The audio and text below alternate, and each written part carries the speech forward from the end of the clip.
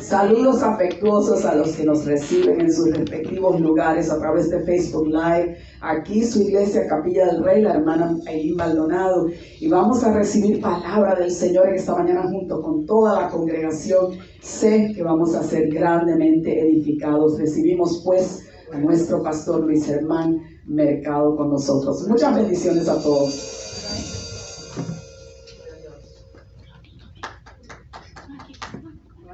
Amados, desde acá un abrazo.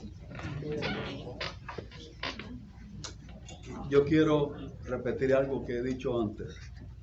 Quiero enfatizarlo otra vez. Lo que estamos haciendo no es una presentación para las redes sociales.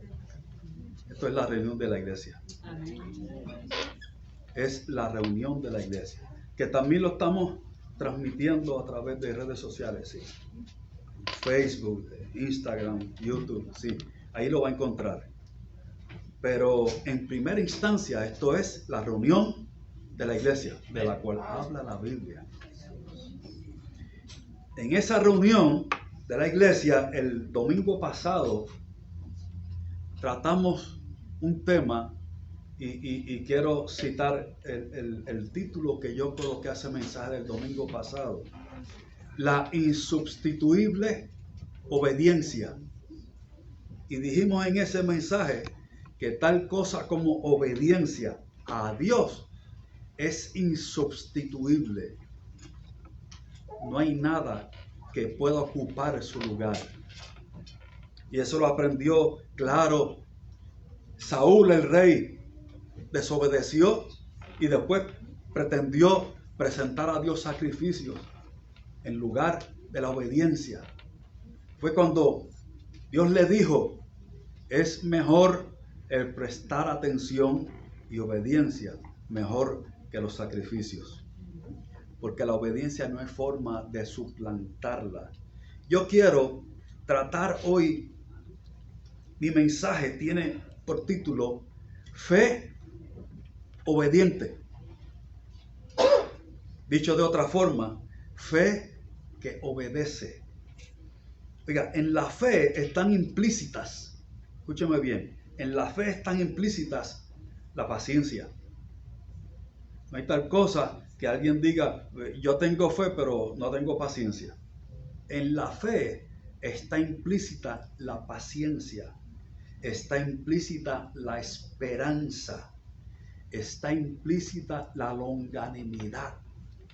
¿Sabe qué es longanimidad en la Biblia? Constancia del ánimo, ánimo constante. Dicho de otra forma, es una fe extendida, fe que se extiende. Y por último, en la fe está implícita la obediencia. No hay tal cosa como un hombre o una mujer de fe que no es obediente. Yo quiero ilustrar eso. Y yo quiero ir al Evangelio de Lucas, capítulo 1.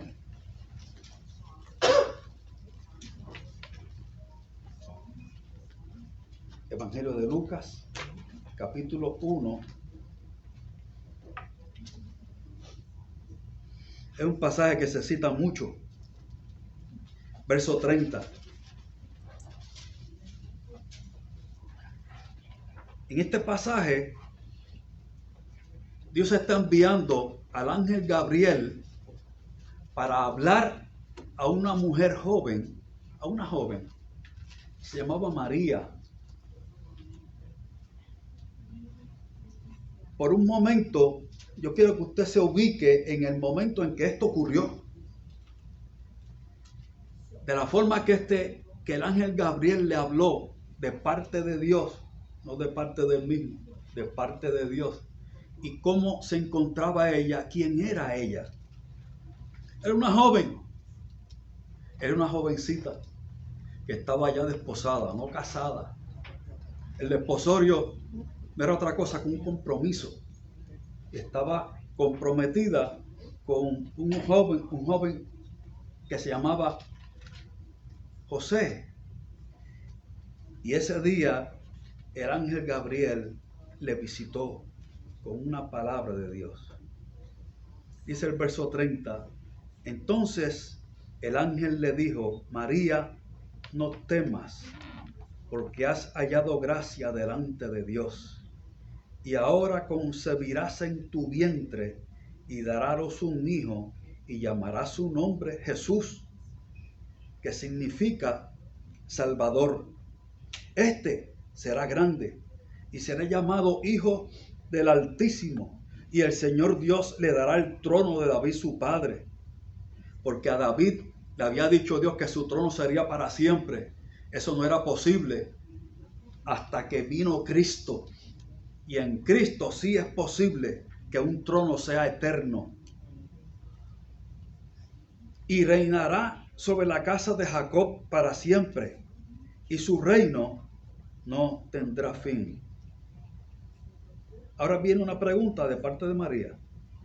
Entonces María dijo al ángel, ¿cómo será esto? El cómo.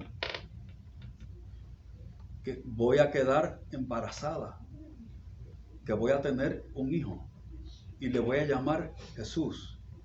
Jesús es el Salvador y en él se cumplirá el trono eterno. Estamos hablando de que yo voy a llevar en mi vientre a quien será el Salvador. ¿Cómo será esto? Esa fue su pregunta. ¿Cómo va a ser posible? Yo no conozco varón. María estaba diciendo, quedar embarazada, siendo soltera y llevando una vida santa delante de Dios. No había forma. Pero yo quiero que usted piense una vez más que todas las cosas son posibles para Dios. Y por primera vez y única, nunca más ocurrió algo como esto.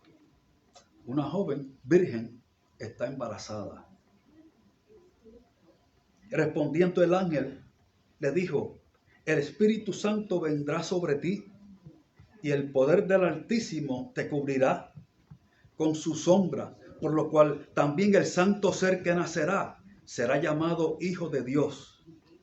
Y he aquí, tu parienta Elizabeth, ella también ha concebido hijo en su vejez, y este es el 6º mes para ella, la que llamaban estéril, la mamá de Juan el Bautista, porque nada hay imposible para Dios. Y cuando dice nada, es nada. Nada hay imposible para Dios. Aquí es que quiero llegar ahora. Entonces María dijo, he aquí la sierva del Señor, hágase conmigo conforme a tu palabra. Y el ángel se fue de su presencia. Usted conoce este pasaje, ¿verdad que sí? ¿Ha leído este pasaje antes? Ahora, yo quiero que usted se ubique en el contexto histórico, en el momento en que esto ocurrió. Una joven no casada va a quedar embarazada. Y es por obra del Espíritu Santo. El Espíritu Santo vendrá sobre ti, dice el pasaje. Y tú concebirás y llevarás este santo ser en tu vientre. Había un problema.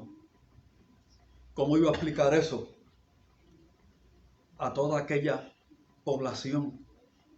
¿Cómo iba a explicar María que aquello que iba creciendo en su vientre era por obra del Espíritu Santo? ¿Cuántos creerían? ¿Cuántos le darían crédito? ¿Cuántos entenderían? Pues yo quiero decirle algo bien, que no lo entendía ni ella. Ella no lo entendió. ¿Cómo va a ser esto si yo no conozco varón? Pero el verso 38 dijo, hágase conmigo conforme a tu voluntad. ¿No lo entendía? Ella no lo entendía. ¿Sabe qué dijo María, la joven María? Yo no lo entiendo.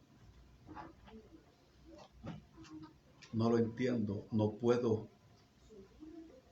dilucidarlo, yo no puedo explicarlo, yo no puedo hacer una presentación y decir cómo es. Pero hágase conmigo conforme a tu voluntad. Entonces, en fe, obedecemos, aunque no entendemos. Aunque no entendamos, en algún momento en nuestra vida, aunque no entendamos, aunque no podamos descifrar, aunque no podamos explicar inclusive cosas, pero en fe obedecemos. Fue lo que hizo María, obedeció. Por eso dice la frase, te llamarán bienaventurada. No estaba diciendo que ella iba a ser intercesora ante Dios y los hombres, iba a ser la madre de Jesús. Pero eso es importante. Fue la madre del Salvador. ¿Y por qué la escogió Dios? ¿Por qué ella? ¿Sabe cuántas jóvenes más habían viviendo en aquella comarca? ¿Por qué ella? El apóstol Pablo dice, no es del que corre la carrera, sino aquel de quien Dios tiene misericordia. ¿Por qué a María?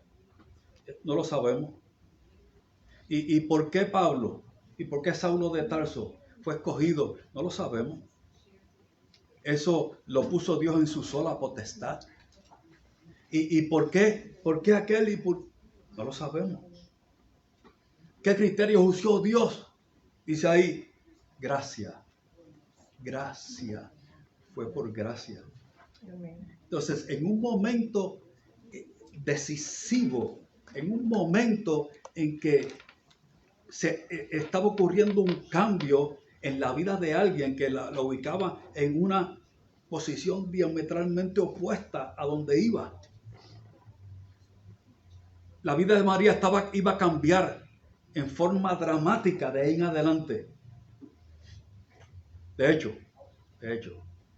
el ángel le dijo lo bueno y le dijo también por cuántas cosas iba a pasar.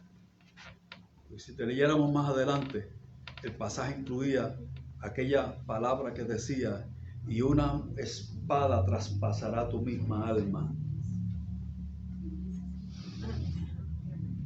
Pero ella había dicho, hágase conmigo conforme a tu voluntad. Y dijo, ¿por qué? Soy sierva. Soy sierva. Oiga, ese término sierva o siervo de Dios se ha acuñado para atribuir un carácter de estatus. Siervo de Dios. Pero eso no es un título. Oiga bien, esa frase, siervo de Dios, no puede ser un título porque se desvirtúa. ¿Qué es un siervo de Dios? Alguien que sirve a Dios y que se somete a Dios. La Biblia dice, someteos pues a Dios y el diablo de vosotros huirá. No se puede resistir al diablo. Someteos pues a Dios, resistid al diablo y de vosotros huirá. ¿Y cuándo es que el diablo huye? Ante la vida de alguien que vive sometido a Dios. Alguien que dice, y yo no entiendo todas las cosas. Yo no tengo todo el cuadro completo.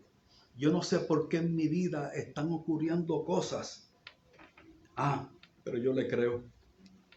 Yo le creo. Yo creo que Él está en mi vida. Y que todas las cosas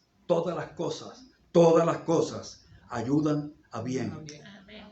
Entonces, en la fe tiene que haber obediencia. Un día, Dios le dijo a un hombre, llamaba Jonás. Dios le dijo, ve a la ciudad de Nínive y dile que lo estoy llamando al arrepentimiento porque viene juicio. Nínive era New York, ¿sabe? Eso era Nínive. Aquello era el centro de todo. Estaba diciendo, ve a New York y ve a la Quinta Avenida y allí predica. viene juicio. Pero quien se arrepienta estará libre de ese juicio. Inmediatamente aquel hombre era profeta, un profeta del Señor. Aquel hombre, mientras Dios le decía esto, estaba calculando su propia seguridad. Se estaba autoprotegiendo. Mientras Dios le hablaba, estaba pensando: yo voy a Nínive, yo predico.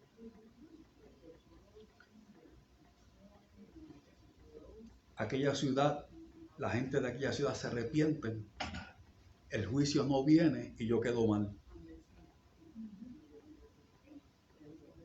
Se trataba de su propia vergüenza. Entonces, su vergüenza iba por encima que la salvación de miles de almas. ¿Usted sabe la historia? Nos la enseñaron hasta en la escuela bíblica. Este hombre huyó, hasta se embarcó, se involucró en un viaje, en una nave, cayó al mar, un gran pez lo tragó. Algunos han intentado ridiculizar esta historia diciendo: es imposible que un pez se traiga a un hombre adulto así completo, pero sí es posible. Y ocurrió. Oiga, si lo dice la Biblia, yo lo creo. Amén. Se lo tragó y estuvo en el vientre del gran pez 3 días y 3 noches. Y cuando Jesús vino enseñando, predicando, Jesús aludió a lo que le pasó a Jonás y dijo: de la misma forma que Jonás estuvo en el vientre del gran pez 3 días y 3 noches, asimismo el Hijo del Hombre estará en el centro de la tierra 3 días y 3 noches, pero de allí se levantará, de allí resucitará. Aquel hombre estuvo 3 días y 3 noches huyendo de la obediencia y Dios lo alcanzó. Diga, no hay lugar donde Dios no puede estar y donde Dios no pueda vernos. Allí Dios lo vio, Dios trató con él. Este hombre entró en razón, el vientre del gran pez no pudo retenerlo más, fue lanzado a la playa. Jonás fue a Nínive, predicó y ocurrió exactamente lo que él había pensado. ¿Y sabe qué sucedió? Lo mismo que él había pensado. Se entristeció y se enojó. Jonás se enojó.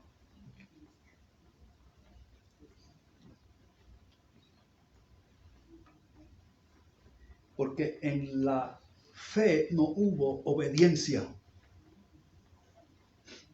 ¿Sabe qué? De la vida de Jonás nunca más se dijo nada más en el resto de la Biblia. Es uno de los pocos personajes del Antiguo Testamento que no se vuelven a mencionar en el Nuevo. Casi todos los personajes del Antiguo Testamento tienen una referencia en el Nuevo Testamento, menos Jonás. ¿Qué pasó con Jonás? No lo sabemos. En la fe tiene que haber obediencia. A Naamán, el jefe del ejército sirio, estaba leproso y fue delante de Eliseo. Alguien le dijo: allá está el siervo de Dios, ve allá, él va a orar por ti, tú vas a ser sano. Y cuando llegó a la casa del profeta, el profeta ni salió a recibirlo. Le dijo a su siervo: dile a Naamán que se bañe en el río Jordán 7 veces. Y su respuesta fue: pero si era asunto de bañarme en el río, yo pude haber hecho eso en mi tierra. Allí hay ríos mejores que este, más caudalosos y portentosos que este. Y ahora entonces el siervo estaba haciéndole entrar en razón. Señor mío, piensa bien. El profeta te está diciendo solo eso, que te bañes en el río 7 veces. Y en un momento de lucidez espiritual, aquel hombre siguió el consejo de su sirviente y el resto es historia. Quedó sano. Y oiga, las aguas del río Jordán no sanan. Las aguas de ningún río sanan. Hay gente que viajan a Tierra Santa con el propósito de ir a buscar un frasquito de agua del río Jordán, porque esas aguas sí que ahí hay poder. Ahí sí hay poder. Si yo tuviera, aunque fuera una astilla de la cruz, wow, cuántas cosas ocurrirían. Alguien dijo, mire, si se reunieran todas las astillas que supuestamente pertenecieron a la cruz, se reunieran en un solo lugar, se podría reconstruir el arca de Noé.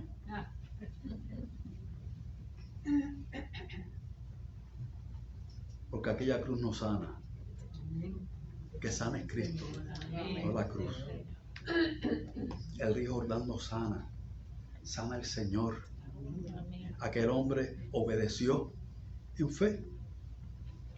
¿Cuánta fe? ¿Cuánta fe? Lo suficiente como para obedecer y hacer lo que le estaba diciendo el profeta. Ve al río Jordán. Entonces, de ahí en adelante cargó con un testimonio de vida. El Señor lo sanó de lo que era incurable. Hasta aquel entonces. Todavía es incurable. Todavía la lepra es incurable. Pero de allí Dios lo sanó para testimonio. ¿No era posible eso de otra forma? No era posible. Yo creo que, no sé si les conté en algún momento, creo que sí. Yo cursaba el primer año de universidad en Mayagüez, en Puerto Rico. Y estando un mediodía en el centro de estudiantes, había mucho bullicio allí. Estaba la cafetería, era el centro de todo. Yo me encontraba allí y llegó un estudiante, se paró en el mismo medio de aquella multitud, levantó su mano. Atención, por favor. Y para hacer eso hay que ser valiente. Yo quiero escuchar qué es lo que tiene que decir, porque nadie hace eso de pura gana. Y aquel joven dijo, dentro de unos instantes, en la Facultad de Agricultura, aquí dentro del colegio, en el salón de conferencias, va a estar contando su testimonio Rogelio Parrilla, de cómo Dios lo sanó. Y yo fui para allá. Yo quiero decirle que fue la primera vez que yo estuve presente en una actividad cristiana. Fue la primera vez. A quien yo vi allí fue un hombre sencillo, contando con su corazón en la mano, diciendo, yo tenía una condena de muerte, porque en mis años mozos, hace algunos años atrás, yo fui diagnosticado de lepra. Me llevaron al leprocomio, había solo uno en Puerto Rico. Quien entraba allí tenía literalmente una sentencia de muerte.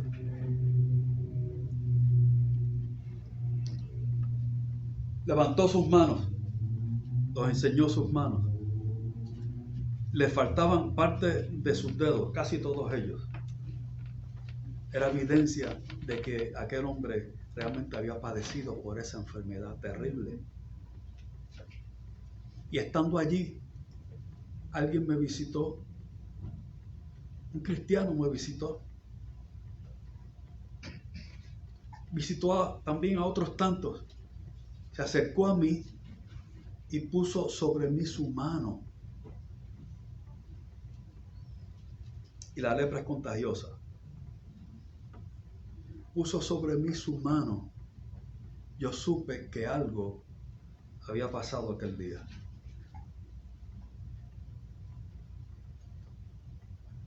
A partir de aquel día, aquella lesión de lepra que estaba presente en la mayor parte de mi cuerpo, comenzó a secarse y a secarse.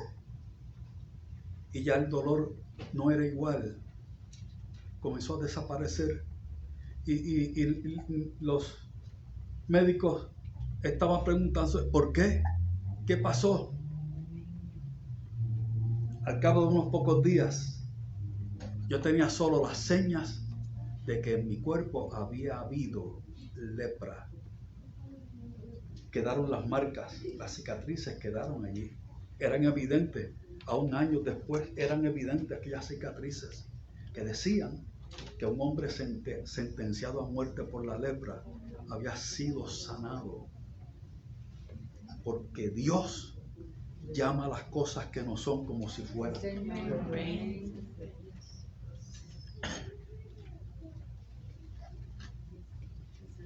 Usted me dirá, sí, pero hay otros que no fueron sanados y hasta murieron. Yo lo sé. ¿Y por qué unos son sanados y otros no? Yo no lo sé. Y yo no puedo explicar por qué. Yo sí sé que yo fui testigo, yo vi un hombre que fue sanado de lepra y a partir de aquel momento dedicó su vida a predicar el evangelio hasta el día en que ya muy anciano murió. Partió a la presencia del Señor. Mientras eso sucedió, fue un siervo de Dios, fiel, dedicado a la predicación de este evangelio, y viajó a predicar ante multitudes, quien estaba sentenciado a muerte. Un día un rey de Israel se acercó delante del profeta Eliseo y le dijo, profeta, la gran nación de Siria nos está rodeando. Nos van a sitiar, están cerca. ¿Qué hago? Y el profeta Eliseo le dijo, busca arco y flecha. Fue el rey Joás. Joás, busca arco y flecha. Abre esta ventana. La ventana fue abierta. Le dijo, lanza una flecha, una saeta, lánzala. La lanzó. Y el profeta le dijo,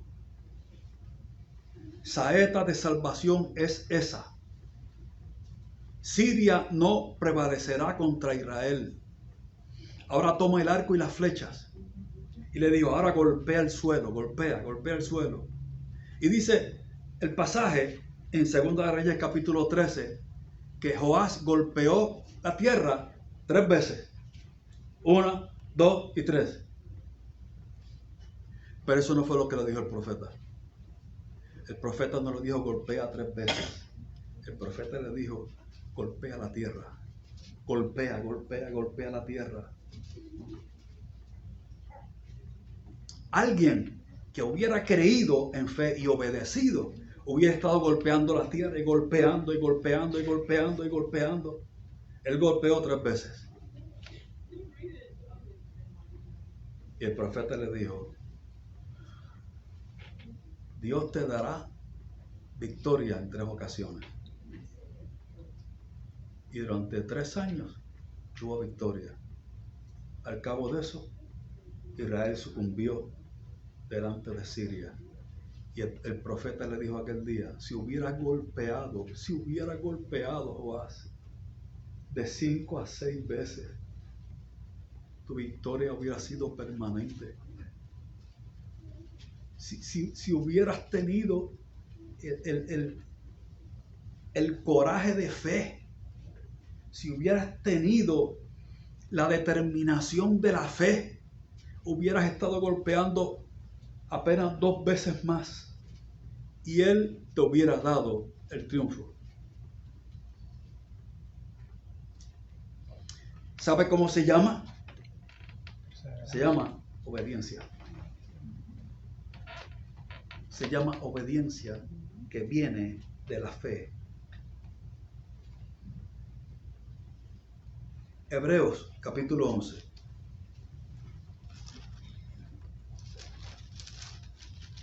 No me voy a extender mucho más. Hebreos capítulo 11, verso 7. ¿Qué capítulo conocido este?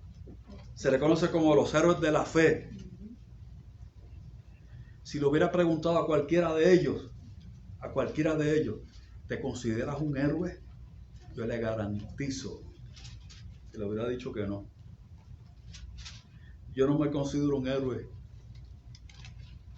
Solo soy un hombre que le ha creído a Dios y en fe le obedezco. Hebreos 11, capítulo 11, verso 7. Por la fe Noé, cuando fue advertido por Dios acerca de cosas que aún no se veían, con temor preparó el arca en que su casa se salvase, y por esta fe condenó al mundo y fue hecho heredero de la justicia que viene por la fe. Dice que por su fe condenó al mundo. Pero la fe de alguien no condena a nadie. ¿Y cómo se entiende eso? Lo que está diciendo el verso es: por creer a Dios y vivir en fe, demostró que se puede vivir para Dios. Y eso fue un testimonio en contra del resto de la población, porque nadie más sobrevivió. Dios le dijo: construye un arca. Escuche. Construye un arca, Noé, le dijo Dios. Y la vas a hacer de tales y tales medidas. Dios le dio el plano. Y le vas a hacer 3 niveles, 3 pisos. Y en la parte más alta van a estar las recámaras. Y va a tener solo una puerta. Una ventana, debo decir. Y la vas a construir así. Y la vas a construir de madera de gofer. Una madera desconocida al día de hoy, posiblemente cedro. Y la vas a calafatear con brea por dentro y por fuera. Ahí está bien. Solo que cuando Dios le dijo eso, el lugar donde estaba viviendo estaba bien lejos de la costa. No hacía falta un barco. Dios le estaba hablando de un diluvio. Nunca antes había llovido. La Biblia dice bien claro en Génesis que todavía no había llovido sobre la faz de la tierra. Subía un vapor que regaba la tierra. Entiéndase, vapor de agua. Y ese vapor de agua regaba y mantenía la vegetación. Pero agua del cielo nunca había caído.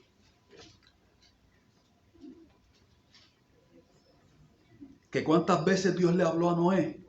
Oiga bien, una. ¿Y cuánto tiempo tardó Noé haciendo esta arca? Oiga, aproximadamente 100 años. Aproximadamente un siglo construyendo un barco para un diluvio que nunca había ocurrido. Y mientras tuvo la oposición de todos y la falta de apoyo de los más cercanos, y le dijo, ahí estaba él con aquella palabra: construye un arca. Eso fue suficiente para que durante todo, aproximadamente un siglo, este hombre lo construyera.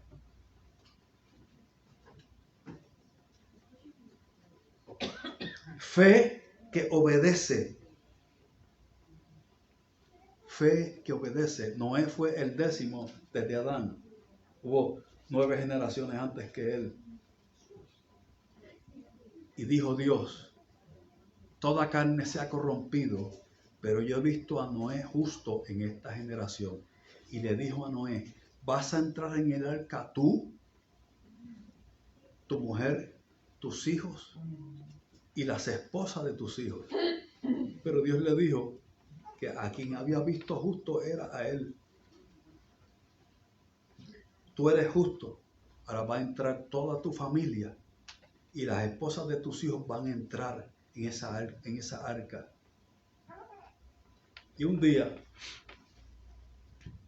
el abismo fue abierto y agua comenzó a caer del cielo. Antes de eso, entraron animales. ¿Quién los trajo? Pues Noé no fue. Él no tenía la capacidad para hacer eso. Dios se encargó que entraran animales a aquella arca. De animales limpios, 7 parejas. De los demás, una pareja. Los que sobrevivían, los peces quedaron afuera en el agua. No tenían por qué entrar. No había pecera dentro del arca. Y de momento la puerta se cerró. Oiga bien, y donde Dios cierra, nadie abre. Donde Dios abre, nadie cierra. Amén. La puerta se cerró. Porque aunque pasen 100 años, si Dios dijo que vendrá, vendrá. ¿Sabe qué era lo peor de todo esto? Que no era la voluntad de Dios que ni uno solo de aquella gente se perdiera. Porque nadie vino al mundo para perderse. Nadie. Todo hombre, toda mujer es alma de salvación. Ninguno es alma de perdición. Es la voluntad de Dios, dice en 1 Timoteo, que todos los hombres se arrepientan y vengan al conocimiento de la verdad para que sean salvos. Es la voluntad de Dios. Y antes del juicio, dice la Biblia, viene misericordia. Por eso fue que Noé predicó. No solamente construyó arca, predicó 100 años. Antes de que aquel día la fuente del abismo se abriera. Allí mismo, en el verso 8 de capítulo 11 de Hebreos. Hebreos 11:8 dice, por la fe Abraham, siendo llamado, obedeció para salir al lugar que había de recibir como herencia y salió sin saber a dónde iba. ¿Cómo salió? Sin saber. ¿Cómo construyó Noé el arca? Sin entender, sin ver. Dice que construyó aun cuando había cosas que no veía, pero en fe obedeció. La fe es obediente. Abraham salió sin saber a dónde iba. ¿A quién se le ocurre salir del lugar donde naciste y te criaste para ir a un lugar que tú ni sabes cuál es? Pero alguien dijo, quien no sabe para dónde va puede llegar a cualquier parte. ¿No es cierto eso? Si usted sale de su casa y no sabe para dónde va, puede llegar a cualquier sitio. Dios le dijo, vete y yo te mostraré el lugar que tengo para ti. Y no se lo mostró antes. ¿Por qué no? ¿Por qué no? Dios le estaba diciendo, confía en mí y yo te voy a llevar al lugar que tengo para ti. Fe para obedecer aunque no se vea y fe para obedecer aunque no entienda. Asimismo obedeció María. Asimismo obedeció Abraham para obedecer sin entender. Pero ¿por qué será que yo tengo que entender todas las cosas? Yo quiero entenderlo todo para entonces dar el paso. Y Dios dice, si Dios dice que la unión de hombre y mujer es dentro del matrimonio, yo quiero entender porque yo no puedo estar unido sin casarme. ¿Por qué no? Porque Dios dice, es casado. Oiga bien, y cuando Dios dice que yo haga algo, es porque el primer beneficiado soy yo.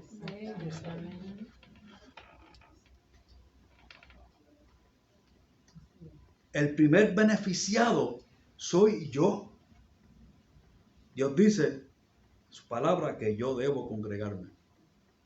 Pero que es más cómodo a través de Facebook. Yo creo que es mejor. Yo quiero decirle, no es mejor. ¿Es más cómodo? Sí, es más cómodo. Pero no es mejor. No. Yo creo que es mejor así. Yo voy de vez en cuando, visito de vez en cuando y ya. Pero la Biblia dice, no dejemos de congregarnos. Oiga, y como dice él, siempre, siempre, siempre es mejor. Fe para obedecer. La fe es obediente, es insustituible y es obediente. Porque el obediente, quien se beneficia es el obediente. El primer beneficiado en la obediencia soy yo. Te voy a decir por qué. Porque la obediencia es terreno fértil.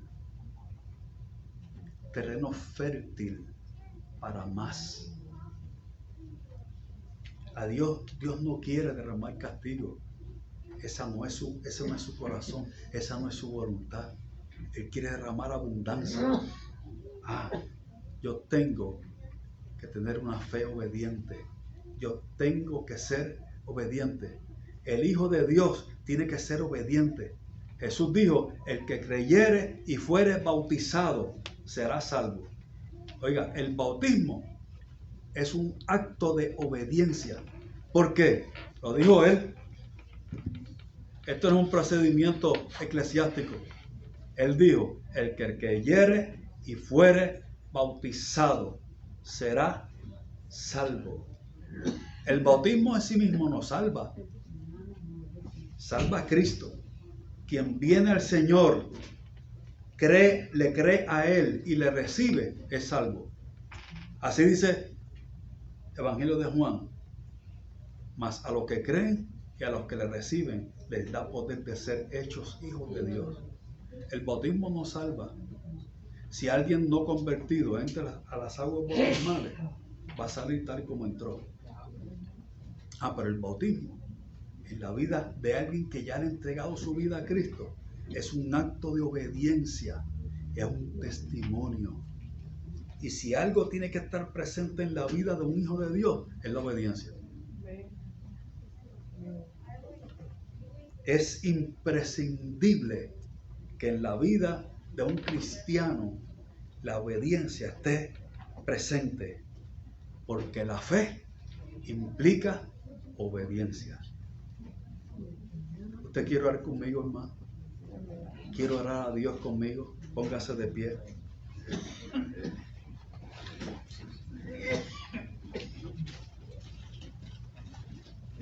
Bendito Dios. Bendito Dios. El que pueda, póngase de pie. Si no, quede sentado. Señor amado Jesús, hoy este pueblo y yo estamos diciendo delante de ti que queremos obedecerte todos los días de nuestra vida y vivir conforme a tu palabra, obedientes de tu palabra, no del mundo, obedientes de ti, no del mundo. Señor Jesús, queremos ser hacedores de tu palabra y no tan solamente oidores, hacedores de esta palabra bendita. Señor, porque el oidor, el hacedor será el salvo. Señor, haznos así, aún añádenos. Queremos crecer en obediencia cada día. Crecer cada día en obediencia a ti, Señor. Porque tú, oh Dios, alargarás nuestros días. En obediencia tú alargarás nuestros días. Y bendecirás nuestra descendencia hasta que sobreabunde. Te bendecimos Te bendecimos, Salvador. Te bendecimos, Señor Jesús. Te damos gracias por tanto. Gracias, Señor amado. Gracias, Señor Jesús. Bendigo tu nombre, Padre. Gracias. Amén.